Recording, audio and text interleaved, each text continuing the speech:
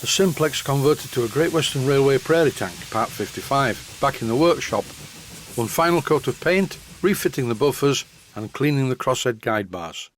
Normally I buy this paint that I'm using from a company called HMG Paints. It's HMG Satin Black. I would normally buy this paint in an aerosol can, but for this job I thought I would brush paint it. With the aerosol can in my right hand and a plastic pot that once contained some vitamin tablets in my left hand, I transferred some of this black paint. From a health point of view, I did this outside, and it was a very cold day. Once the plastic container was about half full, I thought, well, that will be enough. In any case, I'd had enough. With the combination of the temperature drop owing to the paint evaporation and the ambient temperature outside, I couldn't feel my fingers anymore, so I decided enough was enough. You may be wondering why I'm telling you this story about the paint transfer in such detail.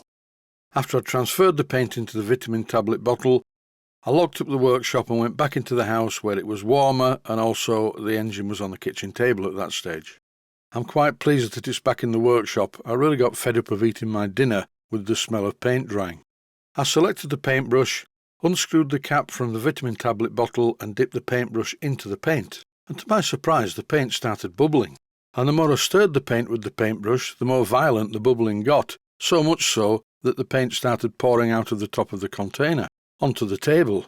Very interesting, a phenomenon I've never seen before. If any viewers are thinking about doing the same thing, please be careful. This, by the way, is a gratuitous shot of the paint drying, and thankfully the chassis painting is over. I want to mention something about fitting buffers to model steam locomotives. These springs came out of the 14XX locomotive that came from China.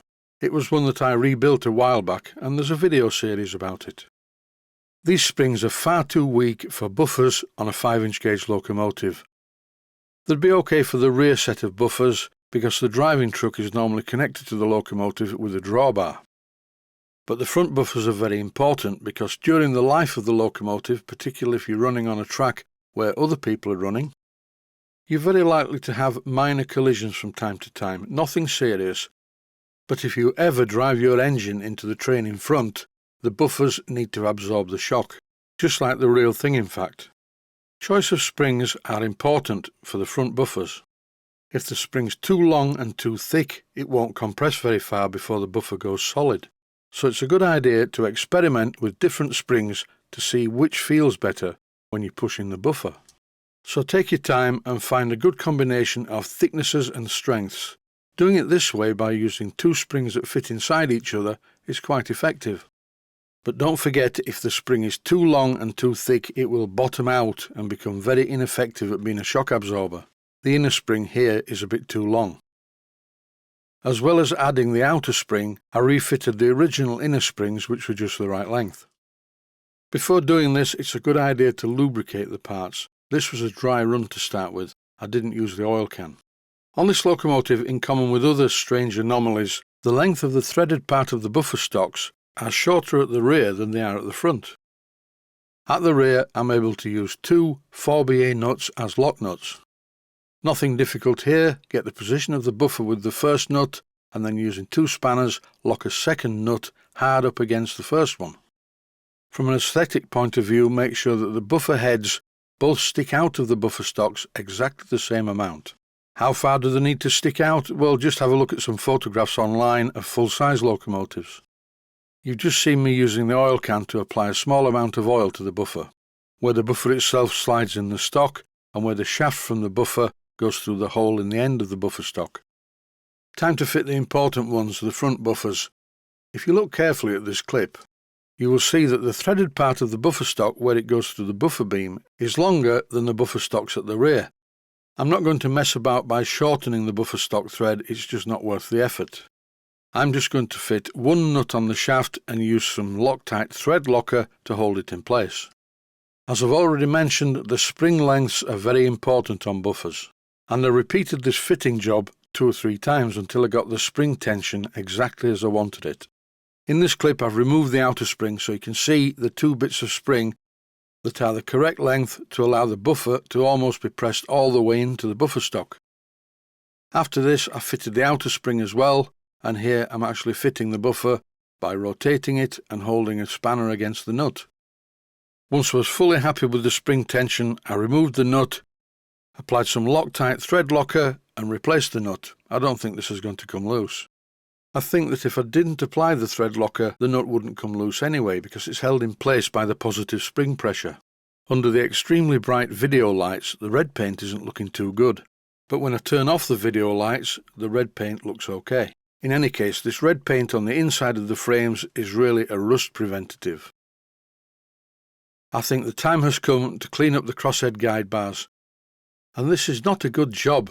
As you can clearly see, even the Scotch-Brite is not really making much of an impression. I think I'm going to remove this oil cup in the centre of the guide bars. It's completely useless anyway. It's a complete waste of time. Any oil that you put in it just runs straight through to the underside. I removed the brass oil cup using a pair of pliers. A much better idea would have been to make an oil box fitted with a wick feed, but it doesn't really need it. After all, it's highly unlikely that this locomotive will have to run continuously from London to Edinburgh, so you can stop periodically to apply some more oil into the hole in the Crosshead Guide Bar, as well as to the rest of the moving parts on the engine.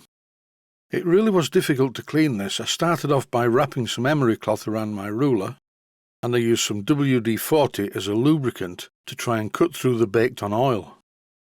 Eventually, I started to make progress. Notice I'm working longitudinally, never across, because I don't want to round the edges of the guide bars. After the coarse emery cloth, I used some 400 grit wet-to-dry sandpaper, and finally back to the Scotch-Brite to get a really good finish. On the lower guide bar, it was covered in a deposit of old steam oil, coal and ash. Steam locomotives, generally speaking, in many ways are mechanical disaster areas, but historically they seem to work very well. Without dismantling the guide bars, I really couldn't get at the part of them which are at each end. Instead, I used this wire brush fitted in my Proxxon motor tool. Personally, I find that this type of wire brush is much more effective than the other type of rotary wire brush where the bristles stick out at 90 degrees to the shaft. Whichever type of rotary wire brush that you use, it's very important to always wear eye protection. Do you see what I mean about the shape of the wire brush? I just couldn't get into this position very well if the wire brush's bristles were not like they are. This part of the bottom guide bar doesn't really contact the crosshead. And if I was wishing to be picky, which I am definitely not on this engine, I would remove it and file a little bit off before rebolting it back in position. Why did I buy this engine in the first place? Well, the answer is, it's making quite a good video series. I'm showing many of the pitfalls that people fall into very frequently when building miniature locomotives. It's starting to look a lot better now. That's it for this episode. Stay healthy, thanks for watching, and I hope you found it useful.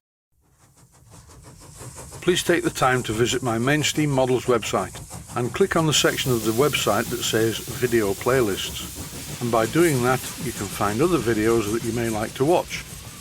And by using the playlists, you can actually watch the videos back to back.